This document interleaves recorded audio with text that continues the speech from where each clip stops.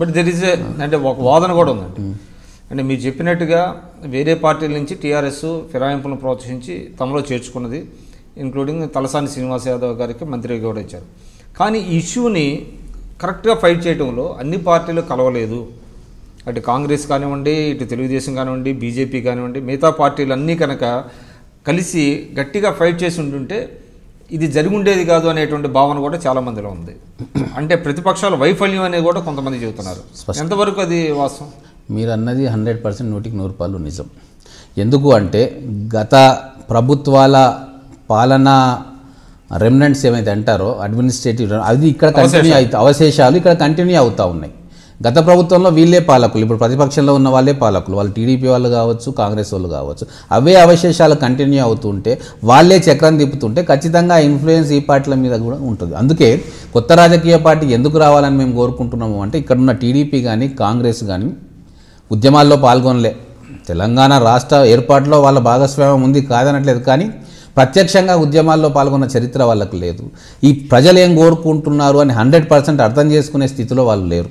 తర్వాత వాళ్ళలో ఏకనాయకత్వం కూడా లేదు, విభిన్న నాయకత్వం, దాంట్లో రకరకాల ప్రాబ్లమ్స్, వాళ్ళ ఇష్యూస్ వాళ్ళకు ఉన్నాయి. అంటే విభిన్న నాయకత్వం అంటే మీరు ప్రతిపక్షాల్లో కూడా ఏకతాటి మీద ఎప్పుడు వచ్చారు? ప్రతిపక్షాలే కాదు, ఒక పార్టీ కూడా ఒక తాటికి వచ్చిన సందర్భాలు చాలాసార్లు లేని సందర్భాలు మనం చూసినాం. ఈరోజు కాంగ్రెస్ పార్టీకి మంచి అవకాశం ఉండింది. తెలంగాణ ఇచ్చిన పార్టీగా సోనియా గాంధీ గారి మీద అపారమైన ప్రేమ ఇప్పటికి కూడా తెలంగాణ ప్రజల్లో ఉంది. ఎన్ని అవాంతరాలు వచ్చినా, ఎంతమంది అడ్డుకున్నా కూడా తెలంగాణ ఇవ్వడంలో ఆమె ప్రధానమైన సూత్రధారి అని చెప్పి ఒక ప్రజల భావన. అలాగే సుష్మా స్వరాజ్ గారి మీద, బీజేపీ నాయకత్వం మీద కూడా ఒక వర్గం ప్రజలకి చాలా అపారమైన ప్రేమ. ఎందుకంటే అపోజిషన్ పార్టీలో ఉన్న బీజేపీ కాంగ్రెస్ కలిస్తేనే తెలంగాణ వచ్చింది, పార్లమెంట్లో బిల్లు లేకుంటే అసాధ్యం అన్న భావనలో ఉంది. కానీ ఆ రెండు పార్టీలు కూడా ఇక్కడ ప్రత్యామ్నాయం కాలేకపోతూ ఉన్నాయి. కొన్ని సక్సెస్ ఉండొచ్చు కాక ప్రతిపక్ష పార్టీలకు, కానీ టీఆర్ఎస్ ప్రభుత్వం వైఫల్యాలను ప్రజల్లో పూర్తిగా ఎండగట్టడంలో కూడా వారు విఫలమయ్యారు. అంటే ఇక్కడ స్థానిక నాయకత్వ లోపం అంటారా? స్థానిక నాయకత్వం లోపమని ఒకటే అనుకోవచ్చు. తర్వాత కేంద్ర నాయకత్వం ఇక్కడ పార్టీలతోటి ఉన్న స్నేహము, మిత్రత్వం వగేరా కూడా కారణం కావచ్చు. భవిష్యత్తులో వీళ్ళే మాకు పొత్తులుగా వస్తారు అన్న ఒక భవిష్యత్ అవసరాల దృష్ట్యా వాళ్ళతోటి సీరియస్గా పోరాటం చేయకపోవడం కావచ్చు. ఇవన్నీ కూడా చూసి ఇక్కడ ప్రజల నుంచి మరో ఇంటి పార్టీ రావాలి అన్న ఒక కాన్సెప్ట్ తోటే మేము ముందుకు పోతా ఉన్నాం. ఎందుకు ఈ మాట అంటున్నామంటే టీఆర్ఎస్ పార్టీ ఒక్కరితో నిర్మాణం కాలేదు, కాంగ్రెస్ పార్టీ ఒక్కరితో నిర్మాణం కాలేదన్నట్టుగానే టీఆర్ఎస్ పార్టీ కూడా నాయకుడు ఉంటే కేసీఆర్ గారు ఉండొచ్చు. కానీ తెలంగాణలో భవిష్యత్తులో జాతీయ పార్టీలకు స్థానం లేదంటారా?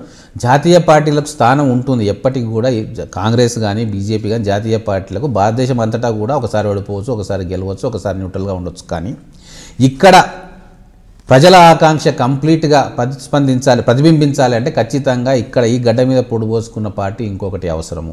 ఒక ప్రత్యేకమైన భూభాగం తెలంగాణ కాబట్టి ఇక్కడ ఉన్న ప్రత్యేకమైన పరిస్థితుల దృష్ట్యా ఒక ప్రాంతీయ పార్టీ అవసరము. ఇప్పుడు ఒక ప్రాంతీయ పార్టీ ఉంది, కానీ అది టీఆర్ఎస్ పార్టీ కేవలం ఒక కుటుంబానికి చెందిన ఇంటి పార్టీగానే మిగిలిపోతూ ఉంది. దానికి మీరు అడిగితే నేను ఎన్నో సందర్భాలు ఉదాహరణలు కూడా చెప్తాను. I'm NM Srinivas Reddy, ex MLA Mahabubnagar. Please watch my interview on iDream.